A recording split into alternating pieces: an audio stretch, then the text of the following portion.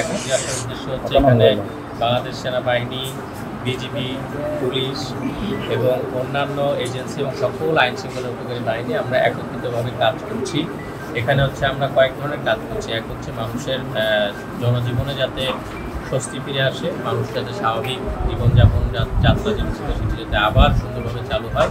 এর পাশাপাশি আমরা যাতে হচ্ছে আমাদের যারা ক্ষতিগ্রস্ত হয়েছেন তাদের পুনর্বাসনের বিষয়টি আমরা দেখছি। পুনর্বাসন কার্যক্রম আমরা শুরু করেছি এবং এই পুনর্বাসন কার্যক্রমের সাথে সাথে যেটি আমরা দেখছি যে আমাদের আইন শৃঙ্খলা পরিস্থিতি আমরা নিবিড়ভাবে পর্যবেক্ষণ করছি।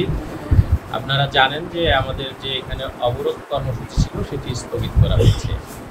এর সাথে সাথে কিন্তু আমরা দেখেছেন যে আমাদের 144 সেটি কিন্তু আপনারা জানেন যে স্বাভাবিক জনজীবনে কিন্তু কোনো প্রভাব ফেলছে না। মানুষ কিন্তু স্বাভাবিক, আপনারাই আজকে সংবাদ প্রকাশ করেছেন যে মানুষের জীবনে স্বস্তি ফিরে এসেছে এবং এটির মাধ্যমে কিন্তু মানুষ যাতে আবারও তাদের নিজ নিজ যে স্বাভাবিক জীবন আছে সেটি যাতে শুরু করতে পারে সেটি বিষয়ে আমরা নিবিড়ভাবে পর্যবেক্ষণ করছি।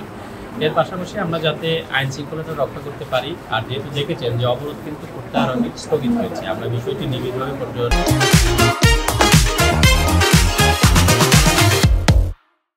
করছি।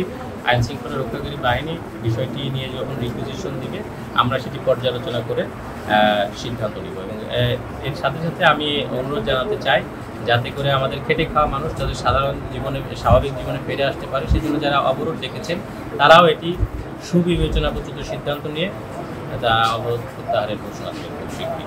ধন্যবাদ। নির্বাহী অফিসারের কার্যালয়ে, সদর উপজেলার কার্যালয়ের আশেপাশে এবং স্বনির্ভর বাজার সংলগ্ন এলাকায় যারা ক্ষতিগ্রস্ত হয়েছেন মোট 27টি পরিবারকে আমরা পেয়েছি এবং ব্যবসায়ী পেয়েছি, যাদেরকে আমরা এখানে আমাদের পুনর্বাসন কার্যক্রমের যে বরাদ্দ রয়েছে সেটি থেকে আমরা তাদের কিছু পণ্য সামগ্রী এবং আর্থিক মানবিক সহায়তা প্রদান করেছি।